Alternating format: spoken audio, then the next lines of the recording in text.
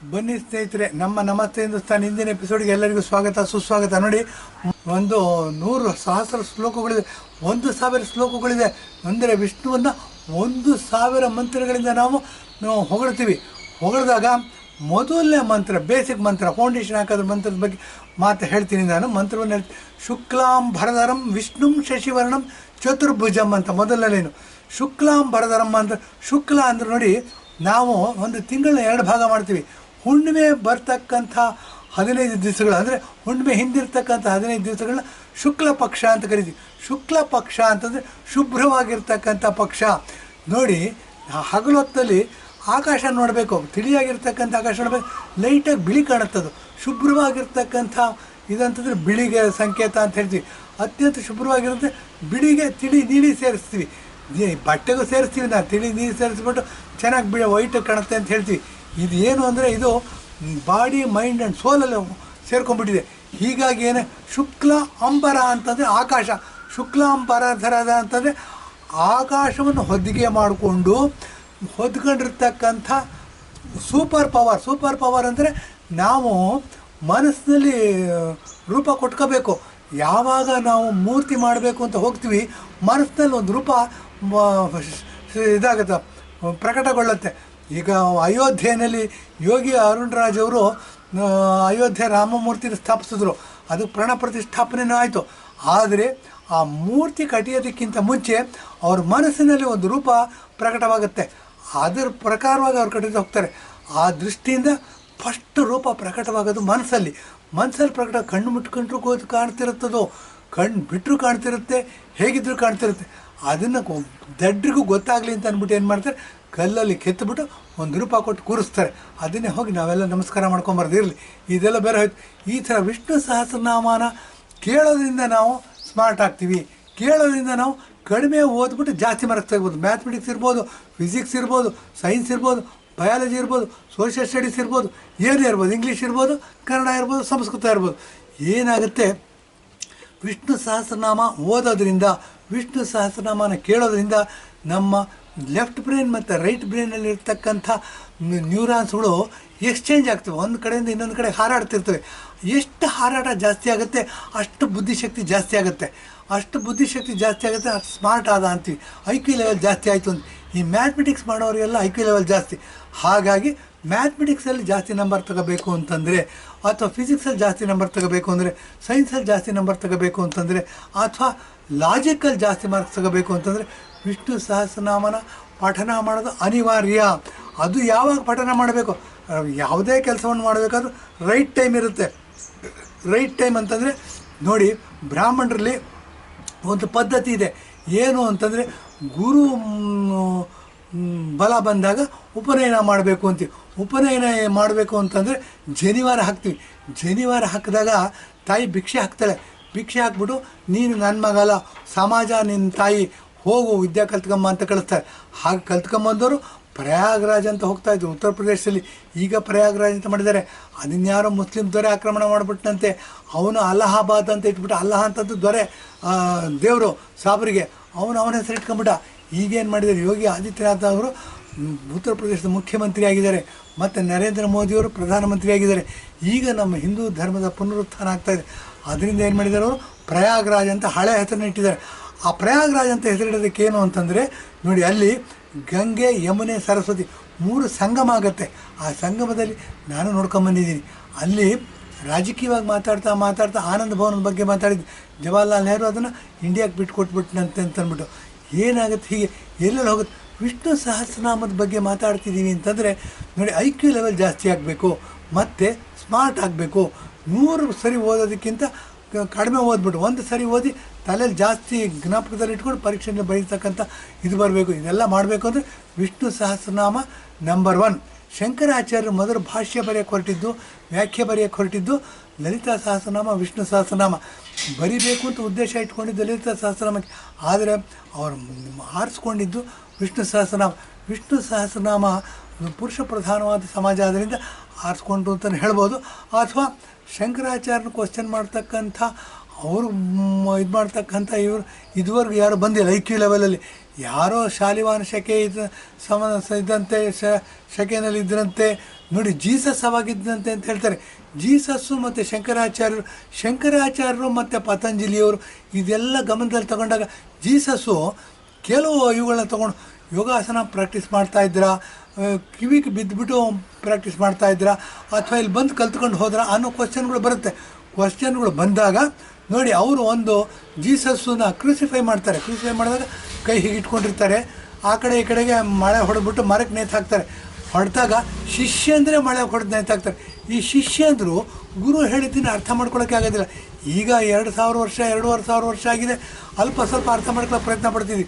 ಶಾಲಿವಾಹನ ಶಕೆ ಮತ್ತು ಪತಂಜಲಿ ಮಹರ್ಷಿ ಶಂಕರಾಚಾರ್ಯದೆಲ್ಲ ನೋಡಿದಾಗ ಏನು ಅನಿಸುತ್ತೆ, ಎಲ್ಲೋ ಈ ಥರ ಕೇಳಿರಬಹುದಾ, ಅಥವಾ ಅರ್ಧಂಬರ್ಧ ಕೇಳಿರ್ಬೋದಾ, ಮುಕ್ಕಾಲ್ವಾಸಿ ಕೇಳಿರ್ಬೋದಾ, 10% ಕೇಳಿರ್ಬೋದಾ ಅನ್ನೋ ಕ್ವಶನ್ ಬರುತ್ತೆ.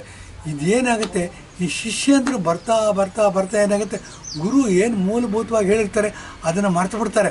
ಅದನ್ನು ಮರೆತುಬಿಟ್ಟು ಏನು ಮಾಡ್ತಾರೆ, ಅವ್ರದ್ದೇ ಆದ ಸಿದ್ಧಾಂತಗಳನ್ನ ಪ್ರತಿಪಾದನೆ ಮಾಡ್ತಾರೆ. ಆಗ ಪ್ರತಿಪಾದನೆ ಮಾಡ್ತಾ ಮಾಡ್ತಾ ಪಾಪ ಶಂಕರಾಚಾರ್ಯ ಶಿಷ್ಯ ರಾಮಾನುಜಾಚಾರ್ಯ ಶಂಕರಾಚಾರ್ಯರ ಮೂಲಭೂತವಾಗಿ ಸಿದ್ಧಾಂತವನ್ನು ಬದುಕಿಗೆ ಅಳವಡಿಸ್ಕೊಂಡಿದ್ದು ಯೋಗಾಸನಕ್ಕೆ ಪತಂಜಲಿ ಮಹರ್ಷಿಗಳ ಯೋಗ ಸೂತ್ರವನ್ನು ಅಳವಡಿಸ್ಕೊಂಡ್ರು. ಬದುಕಲ್ಲಿ ಅವ್ರು ಕಾಟ್ಕೊಂಡು ಇದಕ್ಕೆ ಹೋದ್ರು, ಏನೋ ಕೇದಾರನಾಥ್ಗೆ ಹೋದ್ರು, ಕಾಲ್ನಡಿಗೆನ ಸುತ್ತಾಡಿದ್ರು ಅಂತ ಹೇಳ್ತೀವಿ, ಅದು ಬೇರೆ ವಿಷಯ. ಏನಾಗುತ್ತೆ, ಇದೆಲ್ಲ ಮಾಡಬೇಕಾದ್ರೆ ಅವರು ಗಮನಕ್ಕೆ ಬಂದಿರುತ್ತೆ ಲಲಿತಾ ಸಹಸ್ರನಾಮ ಮತ್ತು ವಿಷ್ಣು ಸಹಸ್ರನಾಮ, ರಾಮಾಯಣ, ಮಹಾಭಾರತ, ಭಗವದ್ಗೀತೆ ಇವೆಲ್ಲ ಬಂದಿರುತ್ತೆ. ಇವೆಲ್ಲ ಬಂದಾಗ ಬದುಕಿಗೆ ಹತ್ತಿರವಾಗಿರ್ತಕ್ಕಂಥ, ಬದುಕನ್ನು ಉತ್ತಮಪಡಿಸ್ತಕ್ಕಂಥ, ನೆಮ್ಮದಿ ಕೊಡ್ತಕ್ಕಂಥದ್ದು, ಸ್ಮಾರ್ಟ್ ಆಗ್ತಕ್ಕಂಥದ್ದು, ಐಕ್ಯ ಲೆವೆಲ್ ಜಾಸ್ತಿ ಮಾಡ್ತಕ್ಕಂಥದ್ದು ಏನಾದರೂ ಮಂತ್ರಗಳಿವೆ ಅಂತಂದರೆ ಅದನ್ನು ಶಂಕರಾಚಾರ್ಯರು ಬಲವಾಗಿ ನಂಬಿರ್ತಾರೆ. ವಿಷ್ಣು ಸಹಸ್ರನಾಮ ಮತ್ತು ಲಲಿತಾ ಸಹಸ್ರನಾಮ. ಹಾಗಾಗಿ ವಿಷ್ಣು ಸಹಸ್ರನಾಮಕ್ಕೆ ಭಾಷ್ಯ ಬರೀತಾರೆ, ವ್ಯಾಖ್ಯೆ ಬರೀತಾರೆ.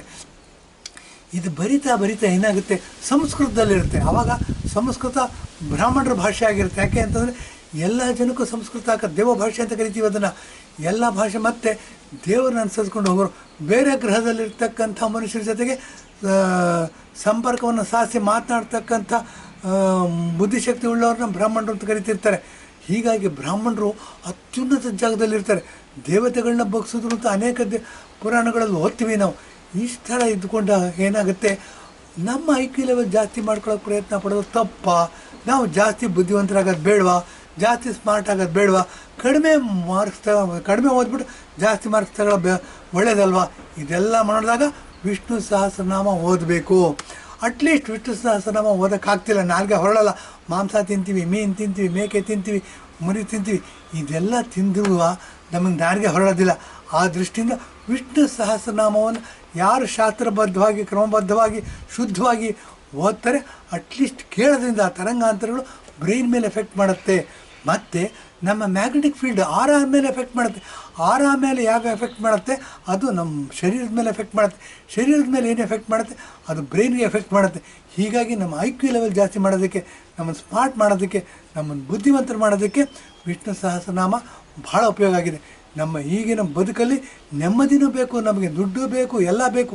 ಆ ದೃಷ್ಟಿಯಿಂದ ವಿಷ್ಣು ಸಹಸ್ರನಾಮ ಭಗವದ್ಗೀತೆಗಿಂತ ಬಹಳ ಮುಖ್ಯವಾದ ಗ್ರಂಥವಾಗಿದೆ. ಅದ್ರ ಬಗ್ಗೆ ನಮಗೆ ತಿಳಿದಿರೋ ಅಷ್ಟು ಮಟ್ಟಿಗೆ ಜನಕ್ಕೆ ಹೇಳಬೇಕು.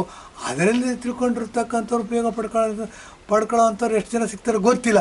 ಅಟ್ಲೀಸ್ಟ್ 100ಕ್ಕೆ 4 ಜನಕ್ಕಾದರೂ ಹೆಲ್ಪ್ ಆಗಲಿ ಅಂತ ಅಂದ್ಬಿಟ್ಟು ವಿಷ್ಣು ಸಹಸ್ರನಾಮವನ್ನು ಆಯ್ಕೆ ಮಾಡಿಕೊಂಡು ಅದ್ರ ಬಗ್ಗೆ ಮಾತಾಡೋಕ್ಕೆ ಶುರು ಮಾಡಿದ್ದೀವಿ. ನೋಡಿ, ಅದ್ರ ಬಗ್ಗೆ ಮಾತಾಡ್ತಾ ಬೇಸಿಕ್ ಫೌಂಡೇಶನ್ ಶುರು ಮಾಡಬೇಕು. ಫೌಂಡೇಶನ್ ಶುರು ಮಾಡಬೇಕು ಅಂದರೆ ಶುಕ್ಲಾಂ ಭರಧರಂ ವಿಷ್ಣು ಶಶಿವರ್ಣಂ ಚತುರ್ಭುಜಂ ಅಂತ ಹೇಳಿದ್ರು. ಇದು ಮೊದಲನೇ ಇದು. ಶುಕ್ಲಾಂ ಭರಧರಂ ಅಂತಂದರೆ, ಶುಕ್ಲ ಅಂದರೆ ಹುಣ್ಣಿಮೆ. ಮೊದಲನೇದು ಹುಣ್ಣಿಮೆ ಬರ್ತಾ ಇರ್ತಕ್ಕಂಥ 15 ದಿವಸಗಳು, ಒಂದು ತಿಂಗಳಲ್ಲಿ 30 ದಿವಸ ಅಂದರೆ 15-14 ದಿವಸಗಳೇನಿರುತ್ತೆ ಅದನ್ನು ಶುಕ್ಲ ಪಕ್ಷ ಅಂತ ಕರೀತೀವಿ. ಶುಕ್ಲ ಪಕ್ಷ ಅಂದರೆ ಬಿಳಿ ಬಣ್ಣದ್ದು, ಅಥವಾ ಬಿಳಿ ಬಣ್ಣಕ್ಕೆ ತಿಳಿ ನೀಲಿ ಸೇರಿಸಿರೋದು. ಆಕಾಶ ಬೆಳಗ್ಗೆ ನೋಡಿದ್ರೆ ತಿಳಿ ನೀರು ಸೇರಿಸಿ ಸೂರ್ಯನ ಬೆಳಕು ಬಂದಿರುತ್ತೆ, ತಿಳಿಯಾಗಿ ಕಾಣಿಸ್ತಾ ಇರುತ್ತೆ. ಹಾಗಾಗಿ ಶುಕ್ಲಾಂ ಭರಧರ, ಅಂಬರ ಅಂದರೆ ಆಕಾಶ, ಅದನ್ನು ಹೊದಿಕೆಯಾಗಿ ಹೊದಿರ್ತಕ್ಕಂಥದ್ದು ವಿಷ್ಣು. ಒಂದು ಆಕಾರನ ಮನಸ್ಸಲ್ಲಿ ಸ್ಥಾಪನೆ ಮಾಡ್ಕೋತಾ ಇದ್ದೀವಿ. ಏನಂದರೆ ದೇವರು ನಮಗಿಂತ ಸೂಪರ್ ಪವರ್ನ ದಡ್ರಿಗೆ ಮಾತ್ರ ಗೊತ್ತಾಗಲ್ಲ ಅಂದ್ಬಿಟ್ಟು ಮೂರ್ತಿ ರೂಪದಲ್ಲಿ ಕಡ್ದಿಟ್ಟಿದ್ವಿ. ಬುದ್ಧಿವಂತರಿಗೆ ದೇವರು ನಿರ್ವಿಕಾರ. ಅವನೇನು ಮಾಡ್ತಾರೆ, ಶುಕ್ಲಾಂ ಭರಧರಂ ಅಂತಂದರೆ ದೇವರು ಸೂಪರ್ ಪವರು, ಅತ್ಯಂತ ಶಕ್ತಿ ಉಳ್ತಕ್ಕಂಥವನು. ಮನುಷ್ಯನ ವಿವೇಚನೆಗೆ ಏನು ಅಂತಂದರೆ ನಿರೀಕ್ಷೆಗೆ ಮೀರಿ ಬೆಳೆದಿರ್ತಕ್ಕಂಥ ಅಂಥವ್ನು ಏನು ಮಾಡಿದ್ದಾನೆ, ಆಕಾಶವನ್ನೇ ಹೊದಿಕೆ ಮಾಡ್ಕೊಂಡಿದ್ದಾನೆ. ಶುಕ್ಲಾಂ ಬರದರ ವಿಷ್ಣು ಶಶಿವರ್ಣಂ. ನೋಡಿ, ವಿಷ್ಣು ಅಂತ ಕರಿತೀವಿ ಅವನೇನು ಅಂತ ಒಂದು ಶಕ್ತಿಗೆ ಒಂದು ಹೆಸರು ಕೊಟ್ಟಿದ್ದೀವಿ, ವಿಷ್ಣು ಅಂತ ದೇವರು ಅಂತ ಕರೆದ್ಬಿಟ್ವಿ. ವಿಷ್ಣು ಚತುರ್ಭುಜಂ, ಅವನಿಗೆ 4 ಕೈಗಳಿದೆ ಅಂತ ಹೇಳಿದ್ವಿ. ನಮ್ಮ ಜನಸಾಮಾನ್ಯರಿಗೆ 2 ಕೈಗಳು, ನಮಗಿಂತ ಸೂಪರ್ ಪವರ್ ಇರೋರಿಗೆ ಪಾಪ ಕಲ್ಪನೆ ಯಾರು ಕರೆದ್ರು ಬರೆದು ಚತುರ್ಭುಜಂ ಅಂತ 4 ಕೈ ಇದೆ ಅಂತ ಹೇಳಿದ್ರು. ಅಂದರೆ 2 ಕೈಯಿಂದ ಹೆಲ್ಪ್ ಮಾಡೋದ್ರ ಬದಲು 4 ಕೈಯಿಂದ ಹೆಲ್ಪ್ ಮಾಡ್ತಾನೆ. 4 ಕೈ ವಿಷ್ಣು ಶಿವರ್ಣಂ, ಅವನು ಕಪ್ಪಗಿದ್ದಾನೆ ಅಂತ ಹೇಳಿದ್ವಿ. ಏನಾಗುತ್ತೆ, ಈ ವರ್ಣಭೇದ ಬರ್ತಾ ಬರ್ತಾ ಬರ್ತಾ ಬ್ರಿಟಿಷರು ಬಂದಾಗ ಶಂಕರಾಚಾರ್ಯ ಕಾಲದಲ್ಲಿ, ಶಾಲಿವಾಹನ ಕಾಲದಲ್ಲಿ ಬ್ರಿಟಿಷರು ಬೆಳ್ಳಿಗಿರೋದೆಲ್ಲ ಶ್ರೇಷ್ಠ, ಭಾಳ ಉತ್ತಮ ಅಂತ. ಆದರೆ ನಾವು ಕೃಷ್ಣನ ಭಗವದ್ಗೀತೆ ಬೇಕಾದ್ರೆ ಕೃಷ್ಣ ಕಪ್ಪಗಿದ್ದಂತೆ, ಅವನು ರಾಧೆ ಬೆಳ್ಳಿಗಿದ್ದಂತೆ, ಇದನ್ನೆಲ್ಲ ಓದ್ತೀವಿ. ಏನಾಗುತ್ತೆ ಅಂತಂದ್ರೆ ವಿಷ್ಣು ಶಶಿವರ್ಣಂ ಅಂತ ಹೇಳಿದ್ವಿ. ಇಲ್ಲಿ ಶಶಿವರ್ಣಂ ಅಂದರೆ ವಿಷ್ಣು ಕಪ್ಪಗಿದ್ದ ಅಂತ. ಚತುರ್ಭುಜ, 4 ಕೈಗಳನ್ನು, ಕಪ್ಪಿಗಿರೋ ಮನುಷ್ಯ, 4 ಕೈಗಳು. ಶುಕ್ಲಾಂ ಬರದರಂ ವಿಷ್ಣು ಶಶಿವರ್ಣಂ ಚತುರ್ಭುಜಂ. ಮೊದಲನೆಯಲ್ಲಿ ಅವನೇನು ಮಾಡಿದ್ದಾನೆ, ಆಕಾಶವನ್ನೇ ಹೊದಿಕೆ ಮಾಡ್ಕೊಂಡು ಹೊದ್ಕೊಂಡಿದ್ದಾನೆ, ಶೆಲ್ಲಿ ಥರ ಹೊದ್ಕೊಂಡಿದ್ದಾನೆ ಅಂತ ಹೇಳ್ಬೋದು. ಮತ್ತು ಅವನು ಕಪ್ಪಗಿದ್ದಾನೆ ಅಂತ ಹೇಳ್ತೀವಿ. ಮತ್ತು ಅವನು 4 ಕೈಗಳು ಎಲ್ಲವನು ಅಂತ ಹೇಳ್ತೀವಿ. ನಾವು ಮೂರ್ತಿ ಕಟ್ಟಿಬೇಕಾದ್ರೆ ಇವಿಷ್ಟನ್ನು ಹೇಳ್ತೀವಲ್ಲ, ಇದನ್ನು ಮನಸ್ಸಲ್ಲಿ ರೂಪ ಬಂದ ಮೇಲೆ ಮೂರ್ತಿಗೆ ಆಕಾರ ಕೊಡ್ತೀವಿ. ಈಗ ಏನಾಗಿದೆ, ರಾಮನ ಆಕಾರ ಕೊಟ್ಟರು ಯೋಗಿ ಅರುಣರಾಜ್ ಅವರು, ಮೈಸೂರಿನವ್ರ ಶಿಲ್ಪಿ ಕೊಟ್ಟಿದ್ದಾರಂತೆ. ನಾವೆಲ್ಲ ಹೋಗಿ ಪೂಜೆ ಮಾಡ್ಕೊಂಬರ್ತೀವಿ. ಆ್ಯಕ್ಚುಲಾಗಿ ನಿಜವಾದ ಹಿಂದೂಗಳಿಗೆ ಭಗವಂತ ನಿರ್ವಿಕಾರ. ಏನು ಅಂತಂದರೆ ಮೂರ್ತಿನೇ ಬೇಕಿಲ್ಲ, ಕ್ಯಾಲೆಂಡರ್ ಬೇಕಿಲ್ಲ, ಫೋಟೋಗಳು ಬೇಕಿಲ್ಲ, ಹಾಗೆ ಪೂಜೆ ಮಾಡ್ಬೋದು. ಸಾಧನೆ ಮಾಡ್ತಕ್ಕಂಥವ್ರಿಗೆ ಏನೂ ಬೇಕಿಲ್ಲ, ದೇವರು ನಿರ್ವಿಕಾರ. ಇದನ್ನು ಹೀಗೆ ಮುಂದುವರ್ಸೋಣ ಅಂತ ಹೇಳ್ಬಿಟ್ಟು ಇವತ್ತಿನ ಎಪಿಸೋಡ್ ಮುಗಿಸ್ತಾ ಇದ್ದೀನಿ. ಧನ್ಯವಾದ, ನಮಸ್ಕಾರ.